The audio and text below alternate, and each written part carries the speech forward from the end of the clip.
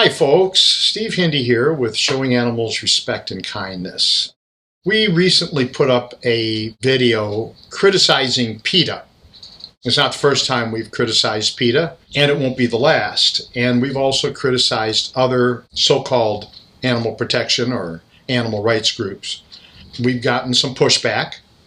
That's not new, and I don't even mind.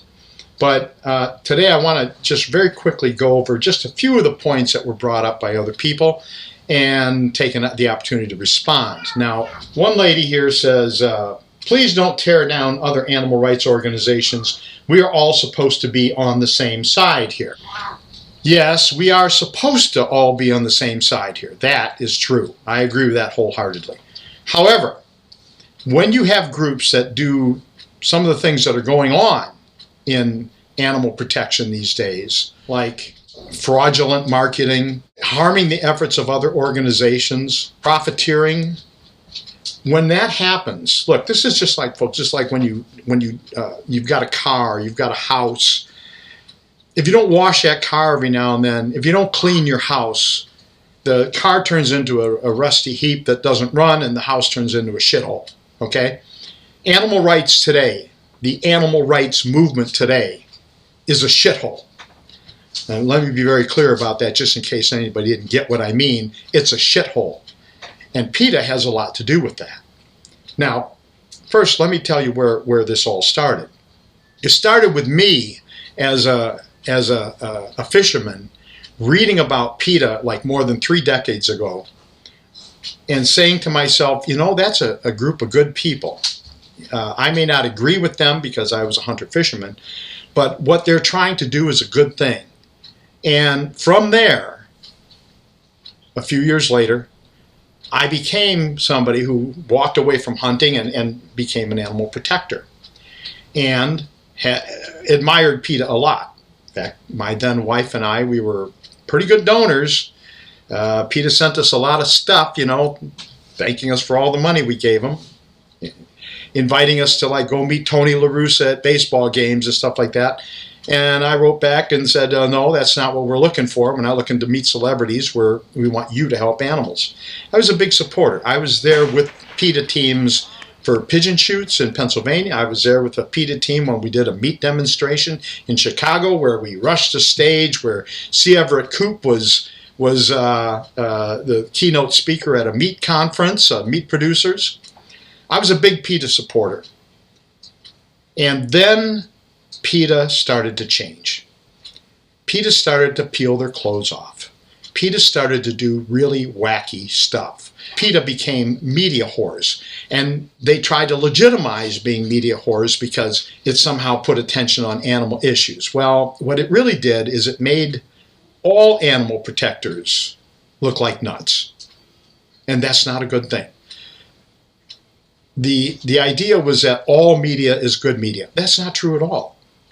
And people who are protecting animals and people who are trying to change culture, change the culture of people that have gone on for hundreds or thousands of years, change corporate culture, change government culture, people who are trying to make major change in society have to be people of dignity and honor and credibility. And PETA was taking away from all of that. So that became a problem. And then PETA changed even more. PETA walked away from issues like pigeon shoots, and they walked away from things that they would declare victory on an issue and go home when there was no victory whatsoever. Now, a lot of groups do that today. A lot of groups do that. You know, the groups that worked to make cockfighting illegal in the United States, and then when it succeeded, when the laws came into being, they just walked away even though cockfighting never stopped. It grew. So we're not all on the same page. I wish we were. I really wish we were. We could use different techniques, and we could have different kind of particular outlooks and all this kind of thing, but we would all be for the animals, and that's not the case today. We're not all for the animals. There's a whole bunch of us who are just in it for the money. Here's a person who writes, I donate to PETA every year and they do so much good. They investigate all kinds of animal abuse worldwide. They made such a difference to abused animals that no one would ever think about. That used to be the case.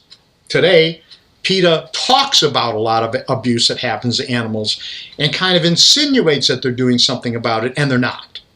They just recently they put a story out. Oh, this baby monkey's eyes were sewn shut and she was subjected to blah, blah, blah, blah, blah. The story's true, but it's over 3 decades old. And they never said, and this happened over 3 decades ago. And they're raising money off it today. Here's the one that says, yes, PETA can be abrasive at times, but they've done a lot of good towards animal rights and animal protection. I'm not talking about groups being abrasive. I can be abrasive. Abrasiveness isn't the problem. Lying, hurting other groups' efforts, making animal rights and animal protection look like a bunch of nuts, that's the problem. And PETA has done that. I'm not saying there are no good people in PETA. There are. I mean, I've known some who used to be in PETA. Some have died, some have left, and so on and so on. But it's mainly at the top where you've got a big problem, and it's tainted the organization, and the taint of the organization has tainted all of animal protection. Now, you can feel free to disagree with that. I have no problem with that whatsoever. When you're an activist. Actually, when you're an activist, disagreement is all part of the mix. And if we're really trying to make a better world, then it comes because we're in disagreement with a lot of the ways that things are. When Shark disagrees with an animal organization or somebody involved in supposedly in animal protection, we have evidence about what we're talking about.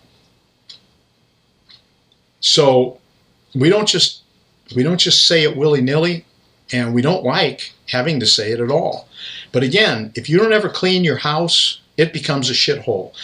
There has not been any cleaning of animal rights organizations as long as I can think about it. And so you've got people like Alex Pacheco with their fictitious cookies, or like Will Potter with his fictitious drones, or HSUS with their fictitious campaigns, and PETA and others. So I think what we're going to do is we're going to start doing some kind of a podcast where we will invite, actually not so much our supporters, but rather our detractors. And not detractors whether they be on the animal protection side or on the animal abusing side. Anything that we say, we're ready to defend what we say with facts. And if by some chance we are wrong about something, I actually want to know about it. I mean, I was wrong to have been a hunter. Being found out to be wrong for us, for Shark, it only would make us better. The question shouldn't be if you like what we're saying. The question is what we're saying true or not? Is it provably true or provably false? That's where the effort should be. We're willing to submit to that kind of examination.